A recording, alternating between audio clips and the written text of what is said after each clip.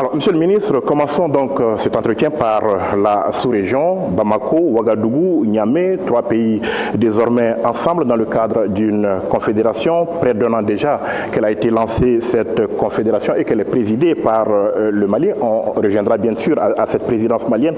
Mais beaucoup ne vendaient pas cher la peau de l'AES au départ. Vos détracteurs parlaient quand même de 3 pays pauvres qui se réunissent à la limite sur la base de leur orgueil.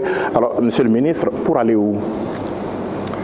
Vous savez, ça m'amène toujours à répéter la citation de Nelson Mandela, que c'est toujours impossible jusqu'à ce qu'on le fasse.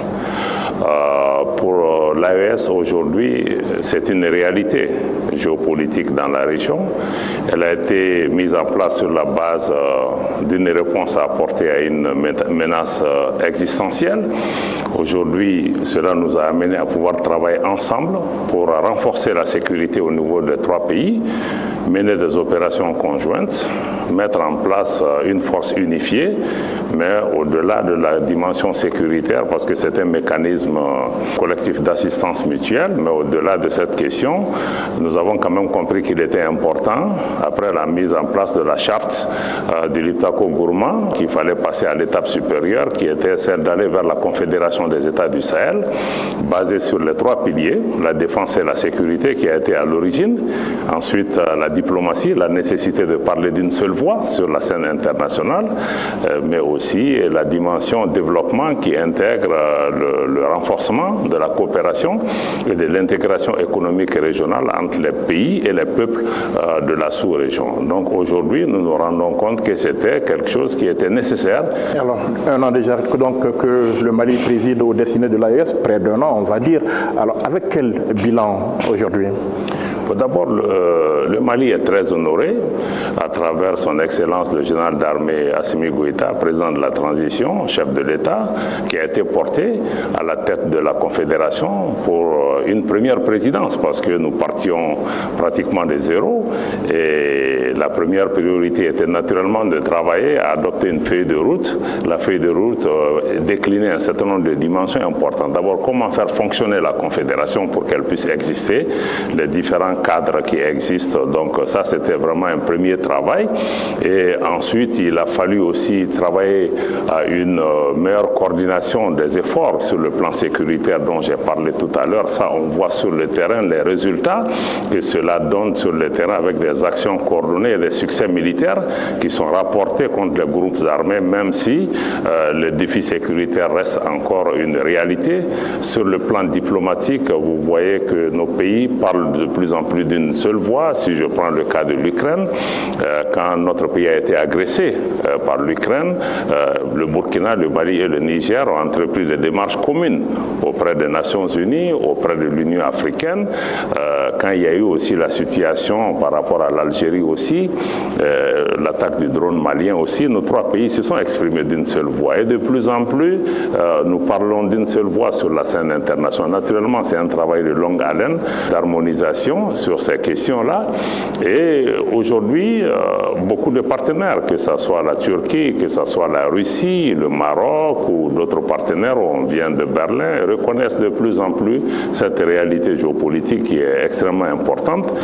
Sur le plan du développement, vous voyez qu'il y a aussi des pas importants parce qu'il y a un certain nombre de projets structurants qui sont identifiés pour être mis en place pour renforcer l'intégration au niveau de la région, avec la mise en place d'une compagnie aérienne, la mise en place de projets de chemin de fer, de projets d'infrastructure, de projets d'énergie et récemment la mise en place de la Banque confédérale d'investissement et de développement qui permettra de générer des ressources internes pour pouvoir financer notre propre développement.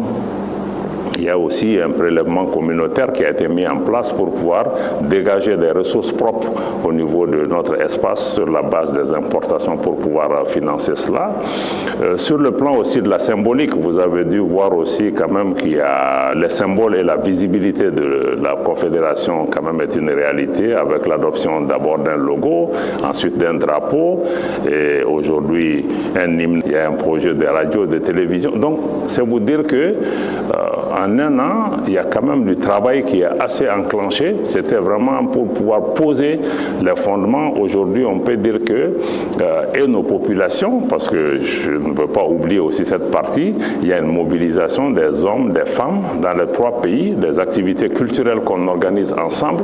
Donc il y a une dynamique AES qui est désormais une réalité. Et l'AES n'est pas dans une dimension d'hostilité quelconque.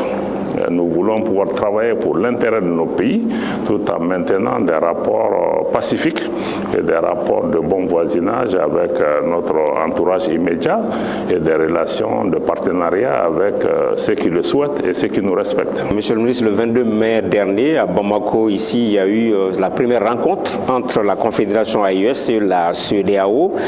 Comment l'expliquer, parce que beaucoup de citoyens lambda avaient pensé que c'était définitif, que c'était fini les relations avec la CEDEAO. Mais comment expliquer cette rencontre-là avec la CEDEAO dans la perspective de négociation entre les 2 entités? La rencontre de Bamako est un pas important, mais il faut clarifier dès le départ. La rencontre n'a pas pour objectif pour nos pays de revenir dans la CEDEAO. Notre départ, il est acté. On a pris un chemin de non-retour. Mais même en sortant d'une organisation, c'est quand même des relations économiques, commerciales, culturelles, sécuritaires qui ont été tissées sur 50 ans. Qu'on ne peut pas détricoter du jour au lendemain, ou bien on aura une désintégration violente qui aura des conséquences pour chacune des parties. Même dans le cas d'un divorce, je crois que le couple quand même doit s'asseoir pour pouvoir discuter, regarder comment on va partager l'héritage, la garde des enfants. Donc c'est un certain nombre de questions pratiques qui nous ont amenés à nous asseoir avec la CEDEAO pour dire que le départ, il est acté. Nous ne sommes plus membres de la CEDEAO. Désormais, l'Afrique de l'Ouest, il y a 2 entités. L'AES qui comprend 3 États, d'une part le Burkina Faso, le Mali et le Niger, et la CEDEAO qui maintenant comprend 12 États membres. Donc les peuples ouest-africains sont désormais représentés par ces 2 entités.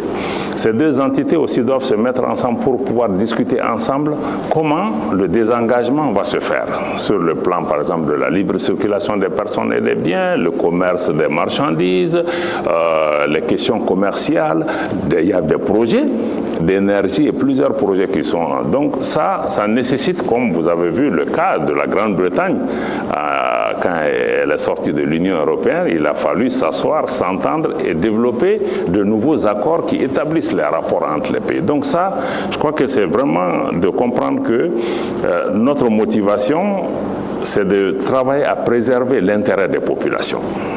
Et pour ça, nous n'hésiterons pas à discuter avec la CEDEAO. Et aujourd'hui, je pense que chacun travaille à faire en sorte que tant la CEDEAO, que nous, en tout cas, c'est ce qui peut ressortir de ces discussions, que ce qui est important, c'est comment préserver les acquis de l'intégration. Et ces acquis de l'intégration n'ont pas commencé avec la création de la CEDEAO, qui ne date que de 1975. Depuis l'indépendance de nos pays, il y a eu quand même des avancées qui ont été enregistrées. Et ce qui est important aussi pour nos populations, c'est de comprendre que l'AES est dans une dynamique que nous avons fixée dès le départ. Nous avons indiqué que cette discussion avec la CEDEAO, nous voulons que ça se fasse en groupe, pas individuellement. Et le fait que ça se tienne dans l'espace AES aussi est une avancée extrêmement importante. Et sur le plan de la symbolique, même avoir dans cette salle le drapeau de l'AES à côté du drapeau de la CEDEAO, c'est quand même une reconnaissance que, bon, il y a 2 entités qui sont ensemble, mais ces 2 entités doivent coopérer pour des relations pacifiques, mais des relations qui préservent l'intérêt des populations, en particulier pour ce qui concerne la libre circulation des personnes et des biens.